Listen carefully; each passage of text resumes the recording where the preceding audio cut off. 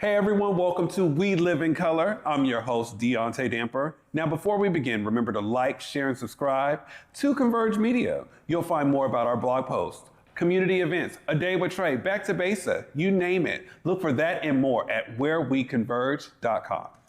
Now, in the show today, I'm so happy we have some amazing community activists in our community. You've heard different singers, but today you will hear from a journalist who creates space, a journalist who hears the people and gives a message to the people. I'm so happy to have them here today. Guy Oran. Hi, I'm so honored to be here. I'm happy. See, now you're on the opposite end. Usually you're interviewing other people, so now it's your turn. I know, right? Now I'm in the hot seat. Hot seat. And speaking of hot seats, you have been doing, I love your journalism. How you are able to be such a great storyteller.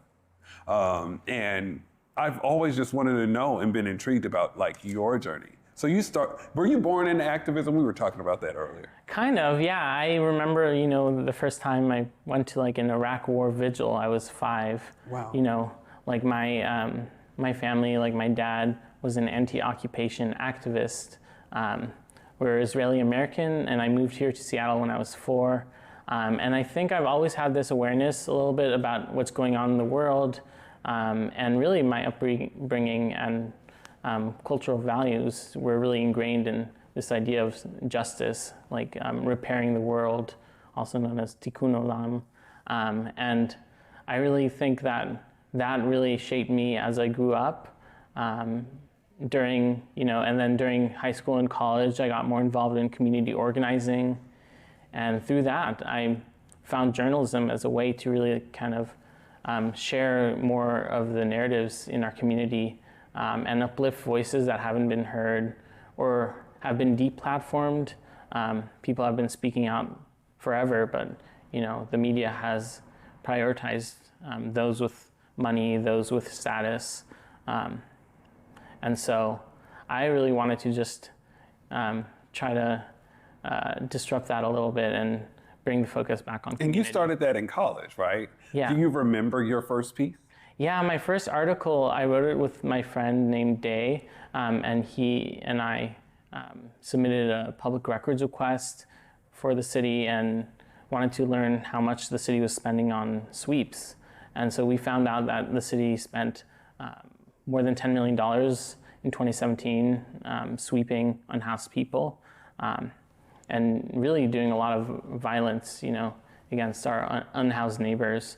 And so that was kind of almost like this move that was kind of when I first started moving almost from activism towards journalism. And that's amazing, because I think back to 2018, 2017, and that is when we really started to pay more attention to what was happening in the system of policing. And you and a friend were able to be the community compass, hey, pay attention to this. And did you start and just keep going from there, or did you take a hiatus? I definitely think it's been on and off, but one of the editors from the South Seattle Emerald named Oran, he reached out to me and he was like, I like your writing. And so I ended up doing a couple more articles with the Emerald, South Seattle Emerald. And I do have to give a big shout out to South Seattle Emerald and Marcus Harrison Green for being this really great community platform and uplifting the voices of Black, Indigenous, people of color communities, especially from the South End. And that is a really great outlet. Just like Real Change that I work for now, these are two really great community news outlets that are funded by our community. They're more grassroots. We're not for profit.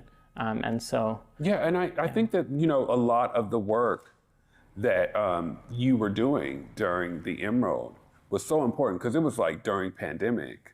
What were some of the stories that you've written about during that time that you remember? Yeah, I remember covering some of the emerging labor issues, Amazon workers organizing, as well as police accountability, because obviously in the wake of the murder of George Floyd, our community members were really out on the streets, demanding justice, demanding change. And so I did do a couple stories about policing, racial and criminal justice systems, and how like these legal systems, like coming from a background of being involved in abolitionist organizing and then becoming more of a journalist, I was able to bring a little bit more of a critical or nuanced perspective to the criminal legal system. I know a lot of us, who read the news, we do see this tendency for journalists to defer to the criminal legal system and to police and these authorities. And I think as journalists, we actually need to be more critical and come in with a critical perspective, especially knowing the harm that's been caused by these systems. So those are kind of some of the stories I've been covering and continue to cover. Yeah, and we appreciate you for that. And I want to ask you a little bit more about Gossip Guy. I want to ask you a little bit more about Real Change. We're going to do that and more. And we'll be right back. You're watching We Live in Color. Disenrollment is a situation whereby people whose birthright to be indigenous is being stolen from them by politicians that have been elected to lead. Today, the latest or last chapter of the saga concerned the threatened physical ejectment of as many as 21 Nooksack families from their homes. I think it's come about by hatred for our family. That's what it's all about. Our bloodline is still here. They can't get rid of us. Big Tobacco thinks they know everything. They think they know you, your community, the places you go, the way that you spend your time. They think they got you all figured out, down to a formula, a calculation based off of numbers of what they think they know. Show them they're wrong. Learn more at theythinktheyknowyou.org. You on my mind a lot, don't need no time watch. I don't know how I got you in my pocket spot. Yeah, that's babe, need you every day. You seem like the barging down, got my heart no barging in. From the bed to the floor to the couch, might wake the neighbors up. Break you in then break you out. In the end we gon' make a child. Then we gon' hit the show. Part 2 we don't need no pause. Miss you, we gon' get tipsy, don't need a power shot. Copy my steel, face the fact that. Copy my steel, face the fact that.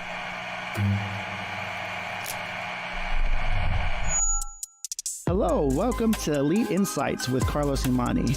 We're looking to offer an in-depth look at event production industry through the lens of client experiences and joint successes. The podcast will emphasize guest interviews, focusing on client, discussing their fields, and reflecting on their collaboration with Elite Collective. Again, you're with Elite Insights. Carlos Imani here. I'll see you guys in a few.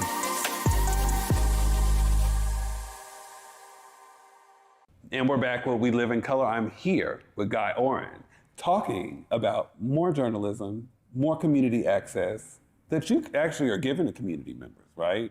I need to ask you, as a journalist, you wrote during 2020, you exposed more information about sweeps during 2017. Have you ever gotten any pushback for any of the articles that you've written?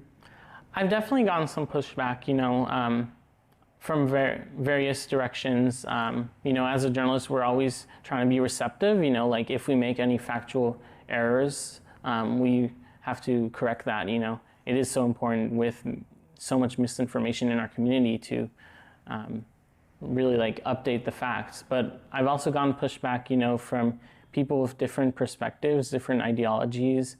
Especially since the October 7th attack. In Palestine and how Israel has responded with genocide in Gaza. Like we've seen a lot of, it's a really controversial, contentious issue. And, I've been trying to be on the ground, cover various protests, how community members feel about this. And, that, unabashed coverage does get you some haters. Like some people, who maybe are more supportive of Israel have, pushed back. Yeah. But for me, I'm Israeli too, but I do not support the occupation. I don't support, the apartheid regime. So I think it is. Have you got any pushback from your family as well within that space?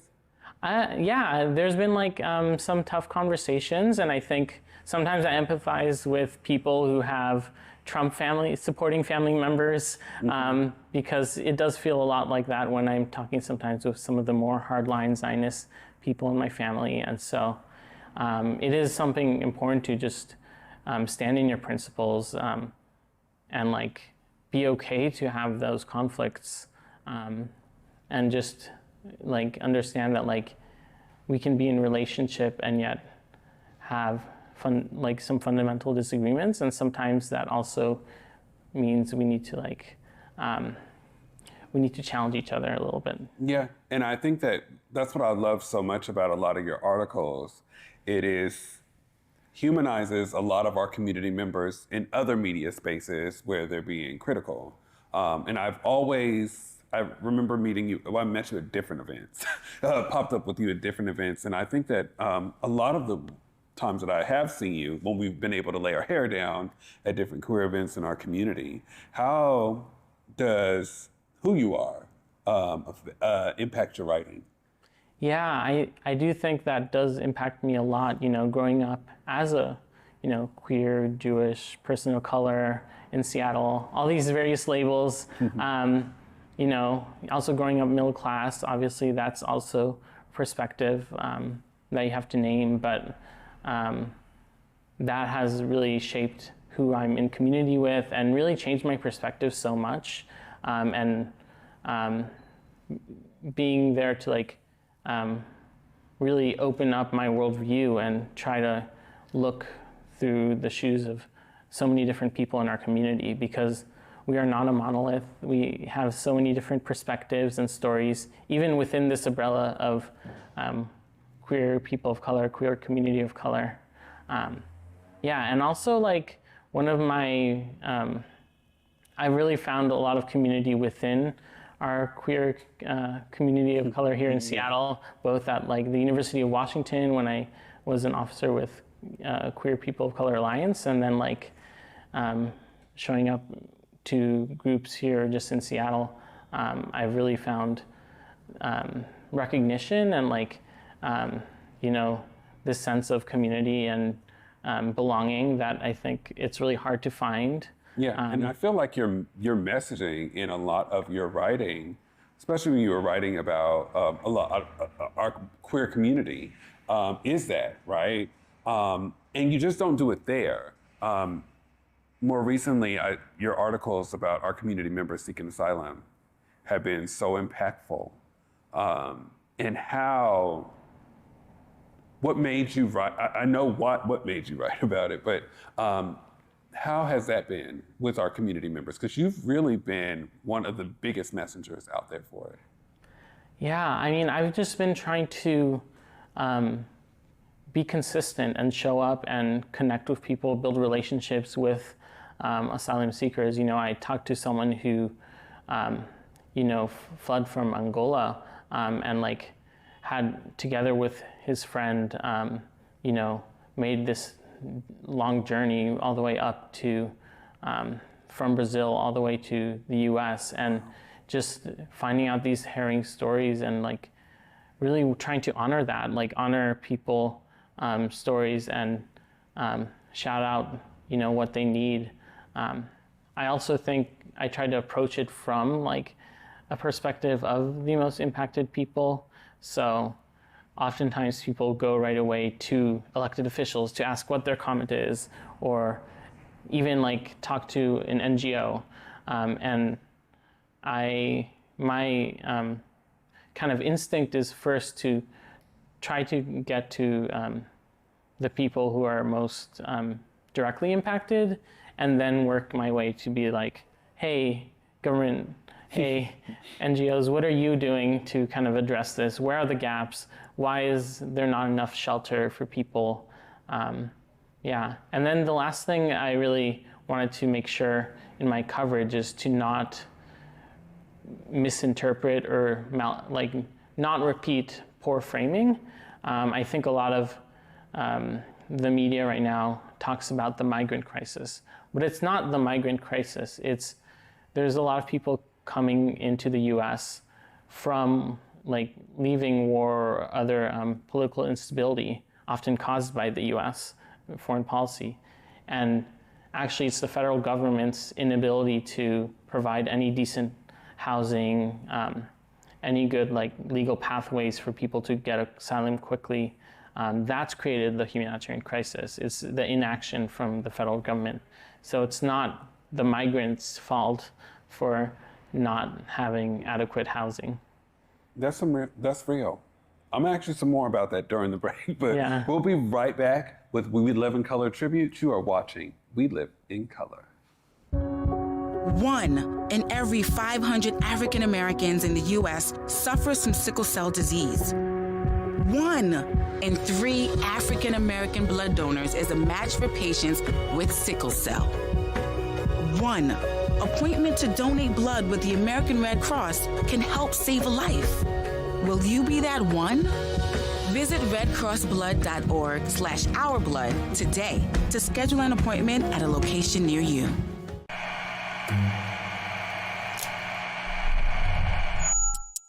Hello, welcome to Elite Insights with Carlos Imani. We're looking to offer an in-depth look at event production industry through the lens of client experiences and joint successes. The podcast will emphasize guest interviews, focusing on client discussing their fields and reflecting on their collaboration with Elite Collective. Again, you're with Elite Insights. Carlos Imani here. I'll see you guys in a few.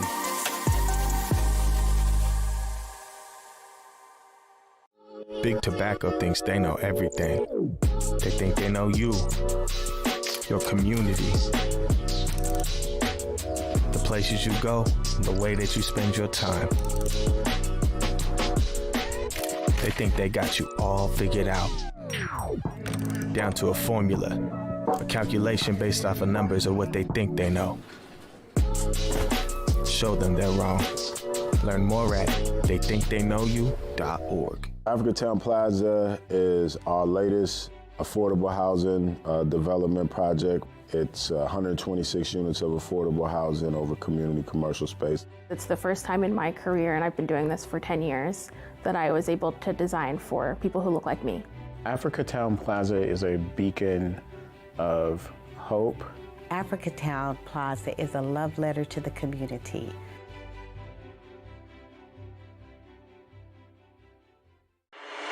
On my mind a lot, don't need no time watch. I don't know how I got you in my pocket spot.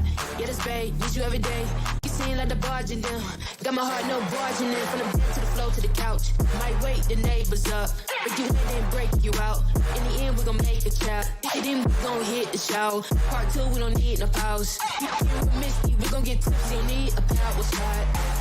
Copy my steel, face the fact that. Copy my steel, face the fact that. And we're back where We Live in Color. Guy, you're so amazing. Oh, I'm flattered. Yes, and now we are here with our We Live in Color tribute. Is there anyone that you can think of that you would love to tribute in this moment that helps you live in color? Yeah, I'd like to give a tribute to Lulu Uzuri Carpenter, longtime organizer, community organizer, and she helped found AAOC and really brought me into the Seattle queer people of color organizing community. We also worked together on KVRU, and she's just been there for the community full time, basically working 2 jobs, community organizing on top of being a teacher, spreading, like trying to build everyone up and like creating mentoring pipelines to get more community leaders with the Alphabet Alliance of Color Institute, and also, has had a long track record of doing the right thing long before it was popular. Back, I believe, in 2013 or 2014, she was on the LGBTQ Commission, one of the leaders back when it was like Mayor Ed Murray and very conservative, very problematic politics back then. And when, back to Palestine, when there was like this Israeli propagandist that was trying to promote this pinkwashing narrative that Israel is a safe haven for queer people when it really is not. She stood up and helped shut that down and got a lot of flack for that. And this was long before, most people were aware of that issue. So yeah. I would just say like Lulu Missouri Carpenter has just been a real beacon in our community and steadfast organizer for decades. She deserves all the flowers, and we lift her up in this space. She's also, when I first joined the organization, she was very much like, hey, how do we navigate? How do we partner? And she's still active and still building up leadership in the people that she mentors. So shout out to Lulu. Yeah. And now we are at the space of, before we get into call to action, can you tell us about Gossip Guy? Yeah. Gossip Guy is the source of all the tea about the social movements happening here in Seattle and really trying to hold governments accountable. It's a weekly newspaper that I just launched that is really dedicated to uplifting community and continuing and extending the work I've already done at Real Change and other outlets. So I'm still going to be working at Real Change, and really I'm committed to continuing to uplift the voices of our homeless laborers here in the city, but I also am really excited to have a more dedicated platform to be able to go to these protests and really shine a light on what people in the community want, and treat that with the care that, the coverage with the care that it deserves. And So. Full circle, right? Like being able to go into spaces and start with your best friend on hey, how do we acknowledge what's happening in this community? Then going into working for the Emeralds, and working now with Real Change, and now starting your own. I think that, when we talk about We Live in Color, I was so excited to see your purple logo, because you at times can be very quiet, but your writing speaks so much of how loudly you are and who you are. And when we talk about this show, you are a prime example of living in color. We are so proud to have you in our community. Thank you. Yeah. And I do want to make sure that we take a time out for you to look into the camera and give community a call to action. Yeah. I would encourage everyone in the community to take a moment and think about how you want to get more involved. And that can be in so many different ways. So you can go to even just showing up at a protest. It can be wanting to talk to your neighbors and figure out how do we solve this issue we have. There are folks in the community that are hungry. Do we want to start a little mini food bank outside of, on the corner of our block? You can, if maybe you want to become more of a citizen journalist and start learning how to file public records and really investigate maybe what your city council is doing, what your policymakers are supposed to uphold, and really questioning what they do. And you can always reach out to people like me that are doing this community work and ask how do I do something similar? And I think a lot of us just love interacting with our readers and people in the community, and want to build you up as well. I think for me, I don't see journalism as being competitive. I see it as being building each other up and trying to really create an alternative narrative where we are not prioritizing those who have always had platforms, where we're calling attention to power and acknowledging that power dynamics are real, that we need to hold media platforms accountable, we need to hold each other accountable, and that accountability is actually a love language, that it's not, it's not something to shy away from. And so even as we try to uplift each other, we can do so in a way that's both kind and honest. Yeah. It's beautiful. Guy, thank you so much for coming today. Thank you. I appreciate you. I'll be checking Gossip Guy weekly just to get all the tea. And thank you so much for being a guest. And thank you so much, community, for being here today. Join us next week as we live in color. Remember to walk with love. Have a good night.